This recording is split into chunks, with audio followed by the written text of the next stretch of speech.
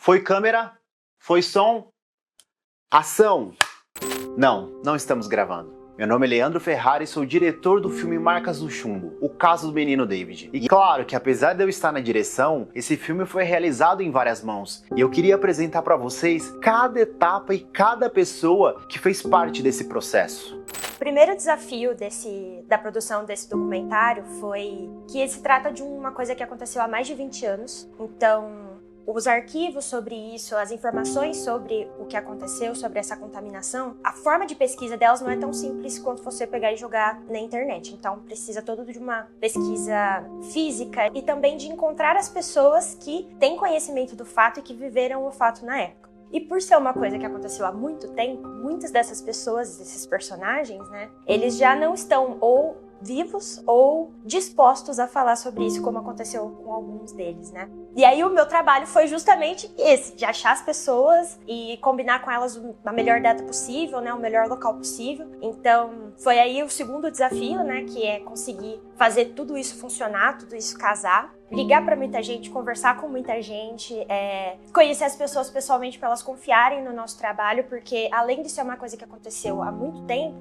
é um assunto muito delicado. O trabalho da produção num documentário, né, é justamente entender a história, entender quais são os personagens importantes para participar daquilo, que tem as informações-chave para conseguir construir a história de vários ângulos, né, porque precisam mostrar várias perspectivas, né, nunca é uma perspectiva só. Nós conseguimos encontrar as pessoas certas para falar sobre o assunto e enriquecer o trabalho, né? Trazer relatos mais próximos possíveis do que aconteceu e mostrar mesmo o mais próximo possível da realidade o impacto que foi essa contaminação, como isso impactou na cidade, isso repercutiu e todos os desdobramentos.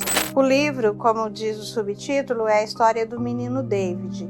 E eu sou apenas e tão simplesmente uma escritora iniciante. Eu tive algumas portas fechadas. Eu procurei muitos contatos que não quiseram. Eu não tive resposta de muitos contatos que eu procurei. E de repente, o Leandro Ferrari aparece com a proposta de um documentário com base no livro. Aí então veio a gente encontrar um meio de fazer com que ali falasse tudo de novo. Ela já tinha falado tudo para mim no livro, mas ela precisava rememorar tudo aquilo novamente. Isso é difícil. Então no documentário eu vi lados que eu desconhecia. Foi surpreendente, foi impactante, foi em certos momentos revoltante, porque são posturas de pessoas que eu desconhecia e que são absurdas. Eu lembro da primeira gravação que a gente fez, foi lá na casa da Ali.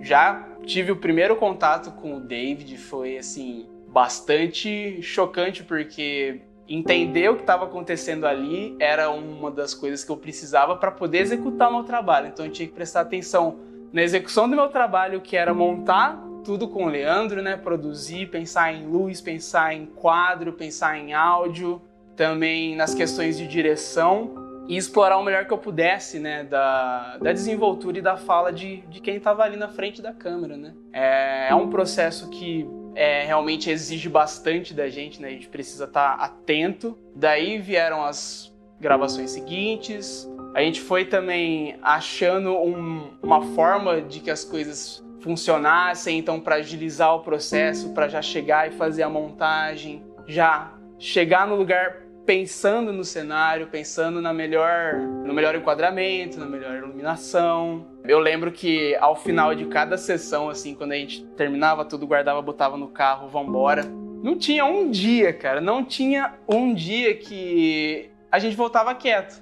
A gente sempre tinha algo para refletir sobre o que tinha acontecido, a gente sempre tinha uma consideração, uma crítica, uma reflexão para fazer a respeito de tudo aquilo, né? Tô muito feliz que deu tudo certo, foi um sucesso e, como a gente tem falado, né? É só o começo. O ano era 2014 e eu tive a oportunidade de relembrar um pouco o conceito de leitmotiv, que é um conceito advindo lá das óperas de Wagner na Idade Média. Naquela época, o compositor ele trazia a intenção de identificar um personagem ou identificar um momento da trilha, um momento da peça, com uma trilha específica, um motivo específico. Agora, em 2024, tive a oportunidade e o convite de fazer parte dessa equipe. Automaticamente me veio o pensamento de criar motivos, criar identidades, criar conceitos para cada personagem ou para cada momento do documentário. O documentário em si, ele já tem uma proposta inquietante. A trilha, ela não poderia ser diferente. E eu quero rapidamente destacar 2 pontos que para mim foram cruciais. O primeiro deles é a trilha específica do David. A trilha específica do David, que é um motivo muito simples, 4 acordes apenas, que me deu a oportunidade de criar profundidade sem criar complexidade. É uma trilha simples, emotiva, mas ao mesmo tempo profunda. E o outro contexto já é a trilha que identifica o personagem mais controverso da história, que nem música realmente tem, mas é um motivo o tempo todo inquietante. É um tic-tac, onde o tac ele é totalmente cronometrado. O tic não. Ele gera essa expectativa de qual instante vai acontecer no momento exato, em qual outro instante não vai acontecer, me ver responsável tanto pela composição original, tanto pela mixagem de áudio, me deu a oportunidade também de criar uma profundidade ainda maior. A primeira etapa para a gente começar qualquer processo de criação e design, pelo menos para mim, começa muito com alinhamento e com pesquisa também. Então nessa primeira etapa, como eu não tinha acesso às filmagens, eu nem queria ter, assim, não era a ideia ter spoiler do documentário, eu precisava muito falar com o Lê sobre o que ele esperava, o que ele estava filmando, quais eram os enfoques do documentário que ele ia dar mais prioridade, né, para falar sobre. Então, falando com o Lê, ele respondendo um formulário, a gente fazendo reunião, daí eu faço um painel visual onde eu pego algumas referências que ele também me deu, coisas que ele teve de insight já, o que seria legal colocar na capa, outras referências que eu também pego. Eu gosto muito do surrealismo, é um movimento artístico, né, que trabalha muito com sonhos, com fantasia, com coisas que saem do lugar, que não fazem sentido, e a ideia era que não fosse algo fantasioso, mas que fosse tão chocante que as pessoas pensassem, nossa, isso realmente aconteceu, isso é possível, e sim, né, o documentário mostra que é possível, aconteceu. É muito legal que o pôster, que o cartaz, né, de divulgação, seja uma espécie de trailer fixo do documentário. Quando a pessoa vê aquela imagem, ela precisa entender sobre o que se trata, mas ela não pode tomar um spoiler. Então a gente queria muito que tivesse essa pegada, né, que tivesse toda uma questão envolvendo a degradação e a corrosão, né, do físico, assim. Então a ideia era que as pessoas sentissem isso desde o momento que elas vissem o pôster, né, se chocassem e se sentissem incomodadas ali ao ver, né, a divulgação dessa história através do cartaz. Produzir um documentário sobre um assunto tão delicado e sensível como este é sempre um desafio. Então, desde a etapa de planejamento, quando a gente começa ainda a rascunhar as pessoas que serão entrevistadas, os possíveis personagens, possíveis linhas de narrativas que a gente pode ser explorada, o que gravar, o que não gravar, o que a gente tem acesso, o que a gente não tem acesso, arquivos e materiais disponíveis que a gente consiga usar para ilustrar e contar essa história. Para a realização desse documentário, a gente precisou de uma pesquisa minuciosa, com cuidado, com responsabilidade, porque a gente sabe que é um tema que afeta diversas famílias, várias vidas. A gente precisa ter um cuidado a mais nesse material. Como todo mundo deve ter percebido, esse filme é viabilizado através de uma PEC de estímulo à cultura, uma lei municipal da cidade de Bauru. Mas mesmo assim, é uma verba curta, então a gente precisa trabalhar numa equipe enxuta. Então muitas vezes nós nos dividimos fazendo várias funções. Então eu, apesar da direção, eu acabei também acumulando outras atividades, assim como todos da equipe. Então eu parti da pesquisa, desenvolvi o roteiro e essa linha narrativa